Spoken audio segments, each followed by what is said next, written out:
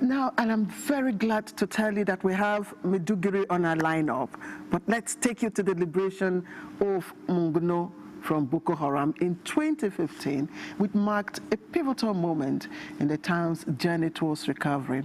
Now, of course, the vibrant local government is home to a bustling beans market, and it attracts merchants from all corners of Nigeria every week. But this market is more than just a trading hub. It's a beacon of hope, resilience, creating wealth for the locals and bolstering the state economy. Now, our Maiduguri Zonal Coordinator, Mohammed Abubakar, took time off his busy schedule to take us inside this remarkable market to reveal how it boldly declares to the world that the storm has passed and peace has returned to Monguno.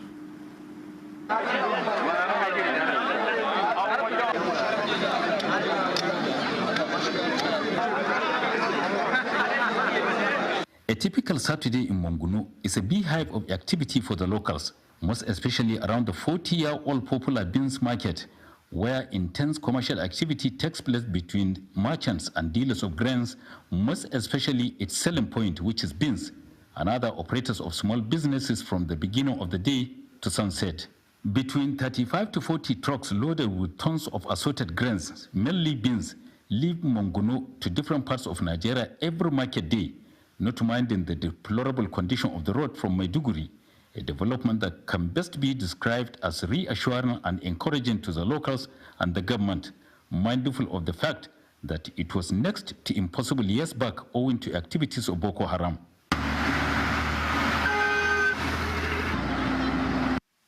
Modu Musaram is the Secretary Beans Sellers Association Monguno.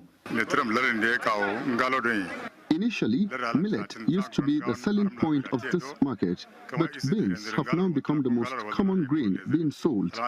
All through the period, Monguno was under the control of Boko Haram. Social and economic activities were halted. We attribute the bumper harvest recorded this year to the huge support extended to the farmers by the government, and it has paid off. Looking at the value chain the market creates, we saw the feeling of those whose means of livelihood is hinged on it.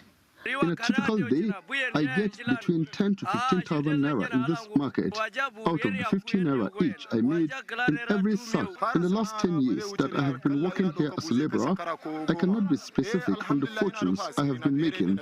To be honest with you, I cater to the needs of my family, relations, well-wishers, and above all, my parents. I have been coming to Monguno Beans Market 20 years ago. The beans market in Monguno affords a buyer variety of beans to buy and sell to buyers elsewhere. It is a very lucrative business. As a truck driver in more than a decade, I have been coming to Monguno Market for haulage of grains, mainly beans, to different parts of Nigeria. The only time we stopped was when the town, among others in northern Borno, was under the total control of Boko Haram insurgents. There is peace now. How did the farmers achieve this feat in spite of some obvious challenges relating to farming in general in an area ravaged by insurgency is the question put to Sugum Mamele, the Commissioner, Minister of Local Government and Emirate Affairs, Borno State. The governor, during the rainy season, has assisted them with 10 tractors into each of the local governments. He provided them with diesel. He provided them with fertilizers.